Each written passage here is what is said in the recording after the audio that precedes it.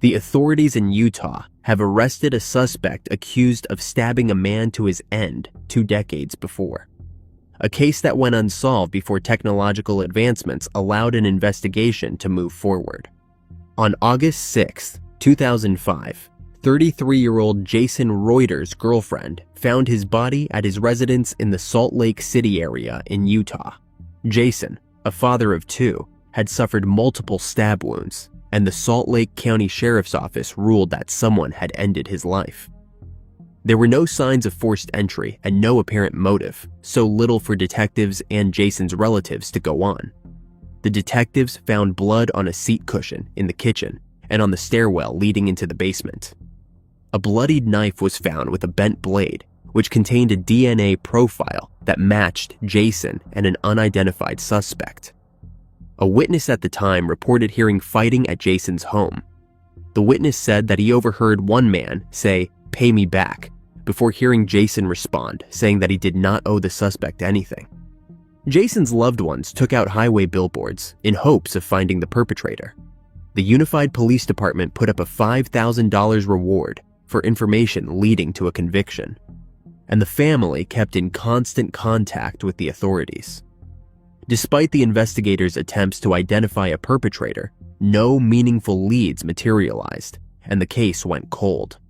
1 decade later, in 2015, the case was turned over to the Salt Lake County Cold Case Unit, and detectives with the Sheriff's Office diligently investigated for another decade.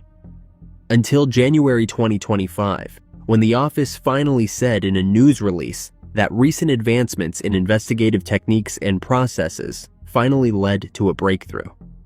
On January 23rd, detectives with the Sheriff's Office apprehended 53-year-old Mark Nelson Munoz. He was taken into custody on slaying charges. DNA evidence collected at the crime scene of Jason's matched a sample flagged in 2024 by the Utah Bureau of Forensic Services. The latter sample had been collected directly from Munoz when he was arrested in a separate matter in another state. Once Forensic Services informed the Sheriff's Office of the match, the detectives set out to locate him. It was challenging because Munoz is unhoused, does not have a cell phone, and does not regularly keep in touch with family or friends. Salt Lake County Sheriff Rosie Rivera said in a statement, "This arrest is a testament to the dedication and commitment of our detectives who never gave up on finding justice for Jason Royter. To Mr. Royter's family, we hope this development brings a measure of peace, knowing we are closer to uncovering the truth of that tragic day." Sheriff Rivera said at a news conference that their investigation is still active, and the detectives continue looking for any additional evidence that will help the case. She said, "Jason lost his life in a very tragic way, and we want to make sure that justice is served." The investigators still had not established a motive in the case, and Munoz had not been cooperating with investigators. Members of Jason's family, including his sisters Nikki Price, Stephanie Pershon, and his son, Andrew Royter, spoke at the news conference. Nikki said, "I know this could have stalled. They would not stop until it was done." Stephanie said that Munoz's arrest had helped to ease a heavy burden on her family. "I just want to say how much of a relief this is. It has been a long 20 years. Jason's son, Andrew, was 12 when his father's life was taken. He said learning in a phone call that an arrest had been made felt like a giant weight lifting off his chest. He said, "I used to be an angry person. After last night, I feel like I had 10 years of therapy hit me all at once. I just feel so much better." He remembers his father and the music they shared, in particular the band Alien Ant Farm. He was introduced to the music by his father, and it still occupies a place in his heart. Andrew also said, "He was a great person, a great father, a great brother, uncle, son, you name it." Gwinnett County, Georgia police have charged an inmate in connection with a cold case slaying that happened nearly 4 years ago. On the afternoon of July 20th, 2019, Michelle Smalls went to her brother, 61-year-old Ray Neal's home at 475 Lexington Drive in Georgia to check on him after he did not answer his phone. When she entered the home, She saw large amounts of blood on the floor, walls, and the shower curtain in the bathroom.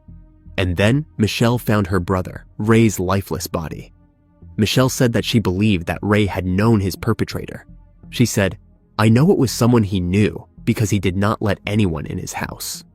Sergeant Micah Hegwood, a cold case investigator with the Gwinnett County Police Department, said that the police called Ray's demise a slaying, but the medical examiner's office made a different call. Sergeant Hegwood said, "We did believe it was a slaying based on what they saw on Ray Neal's neck. Initially, it was thought to have been natural when the medical examiners took a first look. An employee at Bird and Flanagan Funeral Home found evidence suggesting that Ray was slain." Sergeant Hegwood said, "The body was released to the funeral home, but the funeral home took a closer look at the wounds and ended up calling back and saying, 'This looks like something else.'" A second autopsy then revealed that someone did end Ray's life. The chief medical examiner's investigator in 2019 said that Ray had medical issues and medication may have added to bleeding and confusion. Eddie Reeves, the then chief medical examiner investigator with the Gwinnett County Medical Examiner's Office, said, "Could have clotting issues and therefore would bleed a little bit freer than normal." The case had remained unsolved for years, leaving Ray's family in distress. Ashley Haynes, Ray's niece, said, "It has just been hard trying to figure out what happened and who did it." The family faced years of uncertainty, questioning who they could trust and why no one had come forward with information. Ashley expressed, "You do not know who to trust. You do not know who knows what. Why did nobody come forward? Why did nobody say anything?" The turning point came when the family received tips from the neighborhood, which they relayed to the investigators. Ashley explained, "People kind of put it together in the neighborhood and started giving us calls and giving their ideas of what they thought happened." Sergeant Hegwood confirmed that the family's tip led them to suspect 50-year-old Carmen Marie Hunt. After reviewing security footage, conducting new interviews, and re-examining fingerprints from the crime scene, investigators brought Hunt in for questioning. After that, in January 2025, the authorities charged Hunt with taking the life of Ray. Hegwood stated, "They said they thought Carmen Hunt may have done it." Hunt, who is already behind bars for a separate stabbing incident in 2022, was linked to Ray's case through forensic evidence. Hegwood noted, "She had done the same thing to someone else and was currently in our jail." The similarities between the two crimes were striking, with both involving a large kitchen knife. Hegwood said the following, adding that a bloody fingerprint found at the scene matched Hunt's. In both cases, the same weapon was used. Despite the arrest, Ashley acknowledges the family's ongoing grief. She said, "I do not know if we are ever going to be relieved because we lost someone senselessly. I think it is a sense of peace, yes." Hunt remains in custody at the Gwinnett County Jail on the 2022 charges and the new warrants. The authorities have not released any information about the motive behind the violence or how they believe Hunt and Ray may have known each other. Ashley said, "I think it was substance related, and that is how she knew of him. I do not think I will ever be at peace because I want to know why, and I do not ever think I will get that part of closure." The authorities in Floyd County, Virginia, have announced a significant development in a nearly 22-year-old slaying case. On April 22, 2003, Richard Dickie Palmer and his dog Rufus were found deceased in Richard's Chevrolet pickup truck in Roanoke, Virginia. The investigators determined that he had been shot at his home in Floyd County before being transported to Roanoke and left near Perry Park. Floyd County Sheriff's Office responded to Richard's residence in Reiner the following day, where blood was found in the yard by a family member. Unfortunately, all leads led to an end, and the case went cold. The breakthrough came almost 22 years later. In January 2025, Virginia State Police Special Agent Douglas Hubert said that new interviews have provided evidence to file charges in Richard's case. Agent Hubert said, "It just happened to be that the timing worked out with some interviews and some strategies that was not in place in the past. And so, with that, That is where we were able to make a turn in it and get all the pieces of the puzzle to figure everything out. He also said, we would not have reached this point without the initial investigation. On January 21st, 62-year-old Milton Lewis Wright was taken into custody, where he was already in state prison at Deerfield Correctional Center on explicit child images with a release date of 2030. Richard's family said that the news is bittersweet. His younger sister, Beth Burbage, said, "Closure is not a word that really fits for us.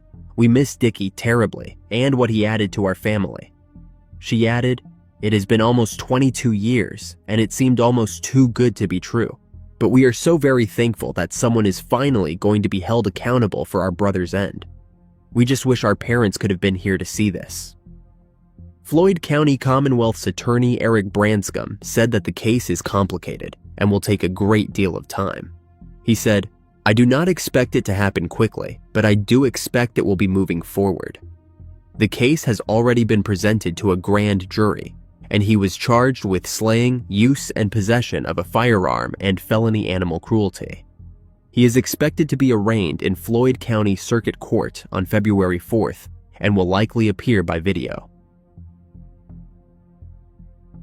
A former resident of Everett, Washington was arrested in Las Vegas 36 years after Mary Ann Daniels was found deceased in her home. On February 1st, 1989, 31-year-old Mary Ann Daniels was found deceased in her apartment after the property manager entered to collect rent. She was a disabled woman who lived in a transitional living facility in the 2100 block of Hoyt Avenue in Everett, Washington. An autopsy determined that Mary Ann's life was likely taken on January 28th and that she was strangled with 3 ligatures, a bra, a purse strap, and an electrical cord. At the time, the police questioned 3 men: the property manager, a man Mary Ann previously had a relationship with, and her neighbor, Joseph Andrew Jacques. Joseph and Mary Ann had moved into their apartments about the same date on January 9th, 1989. Joseph told the police that he'd had no relationship with Mary Ann outside of being casual neighbors. Forensic DNA technology was in its infancy, and despite efforts to identify a suspect, the person responsible could not be identified and the case went cold. Fast forward to 2022, 33 years later, and a genetic genealogist used standard genealogy methods to determine that Joseph Jacques was likely genetically related to a DNA profile collected from evidence at the scene. The Everett police asked the Las Vegas Police Department to obtain a covert DNA sample from Jacques, who was living in Las Vegas. At a restaurant, the detectives collected a discarded beer bottle that Jacques drank from. DNA from the beer bottle matched DNA from blood that was found on the ligatures at the scene. 61-year-old Jacques was arrested in Clark County, Nevada, on January 25th, 2025.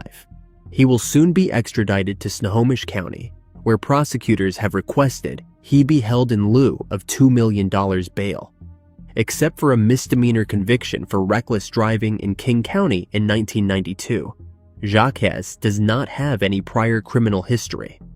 Everett Police Chief John DeRoos said, "Our investigators diligently pursue justice for the victims of violent crime in our community. We are thankful for Detective Susan Logathetti's perseverance in this investigation. Due to her hard work, this suspect will be held accountable nearly 36 years later," Everett Mayor Cassie Franklin said in a press release. "I want to commend our police department and our partner agencies for their dedication to getting justice for victims like Mary Ann. My heart goes out to Mary Ann's loved ones as they continue to grieve her loss." Mary Ann's sister, Sandy Daniels London, released a statement thanking everyone involved in solving her sister's case. The statement read, "I appreciate all the hard work and dedication that Detective Logathetti and others put into finding the person who ended the life of my sister. She faced unfortunate circumstances while living in a transitional rental house which her social worker placed her in. She should have protected her from this happening, but instead put her in danger, and in the end, Mary Ann lost her life. She had a hard life and is now at peace. thanks to all that made this happen. Terry Lee Saline, Marianne's brother, said, "Marianne was trusting, carefree, and always believed the good in people. She has never been forgotten by her family." A man that was taken into custody on a parole violation was later tied to a woman's fatality in Texas in December 1981. On December 14, 1981, 81-year-old Virginia White was found slain in her home on the 4100 block of Fury Street in Dallas, Texas. Virginia's daughter, Evelyn Weathersby, told the police that she was concerned when her mother did not answer the phone, and so went to check on her. Evelyn said that the front door of her mother's home was ajar and the front screen door was not latched. Virginia's family members did not notice anything unusual when they first entered her home, and the officers initially believed that she passed away of natural causes. However, the Dallas County Medical Examiner reported markings on Virginia's neck that were consistent with strangulation. An autopsy then ruled that it was a slaying and determined that she had been assaulted. Following the medical examiner's report, the investigators returned to Virginia's home after it had been released, and family members had searched the home for missing money. Virginia's family members reported her wallet and $250 missing. Her bedroom area was not processed for fingerprints because her family members had also removed bedding and searched drawers for missing items. No arrests were made at the time, nor did the investigators receive any tips of value, and the case went cold. Finally, after almost 43 years, there would be a breakthrough in the case. In May 2024, Dallas detectives Andrea Isom and David Grubbs began investigating cold cases and discovered previously untested assault swabs in Virginia's case. In 1981, DNA was not available as a known investigative tool.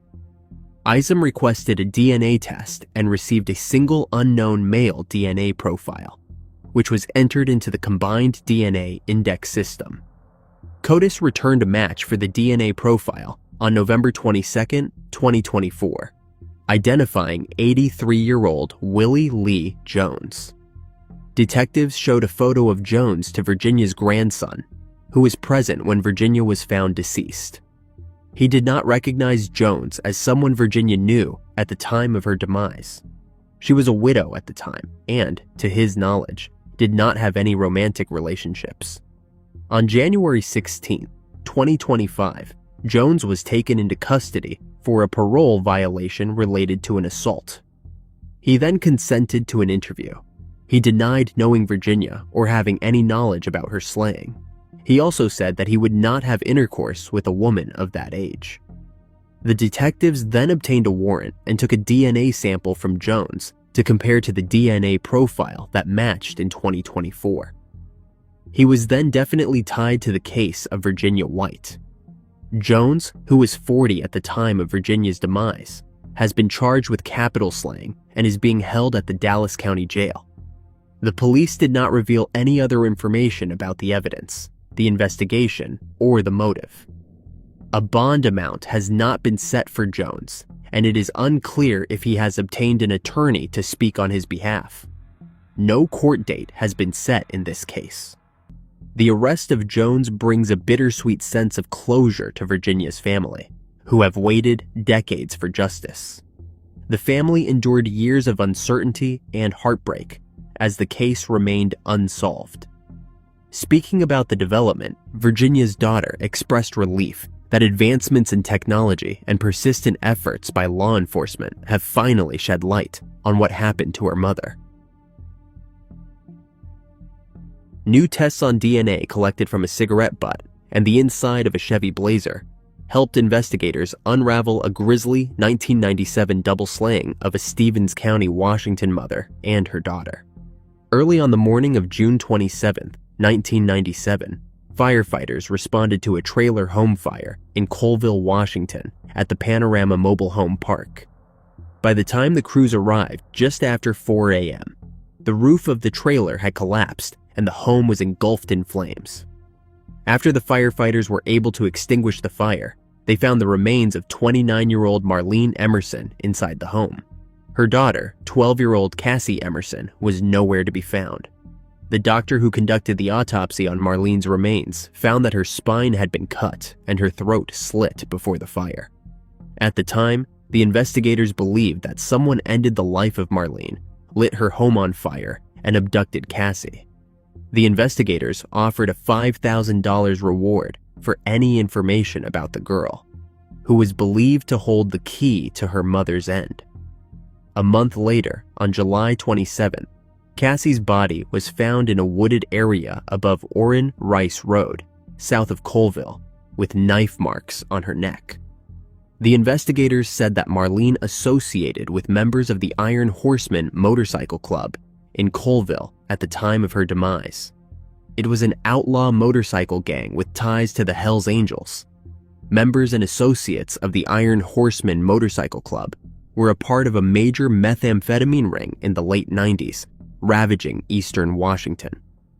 Eventually, the club was dismantled by members of state, local, and federal law enforcement.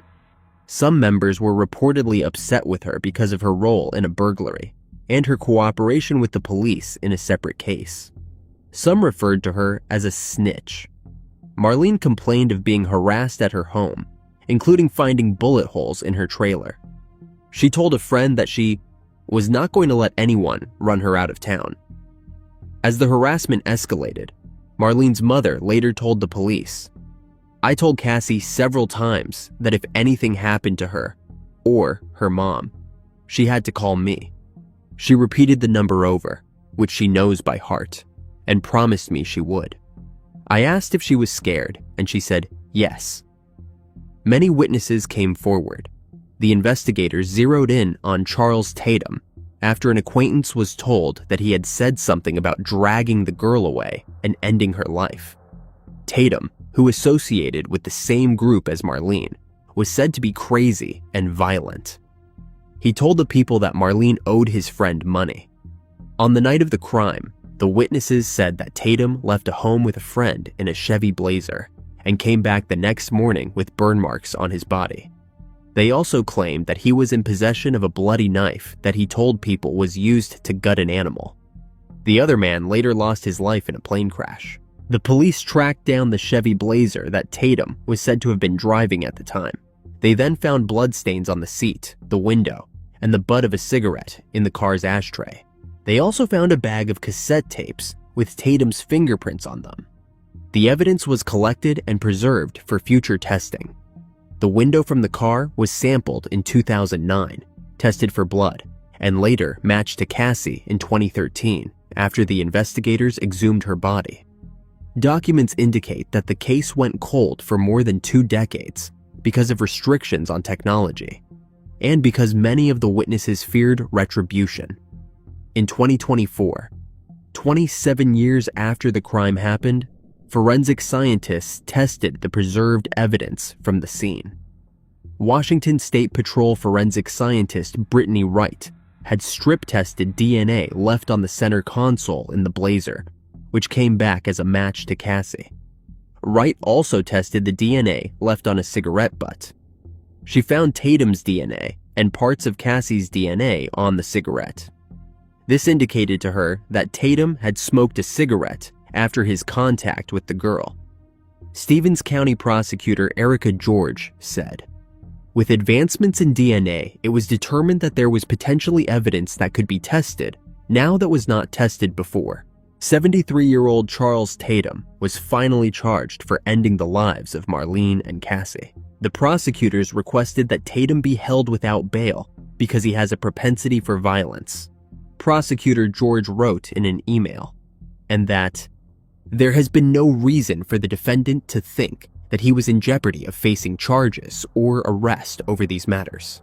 She wrote, "Now he will be facing the possibility of passing away in prison if convicted, and will have full knowledge of all the evidence against him and all who have made statements against him.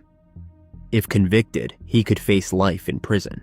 She said in a statement, "I am grateful for the law enforcement agents and officers who have dedicated more than 2 decades of their careers to identifying those responsible for Marlene and Cassie's slayings."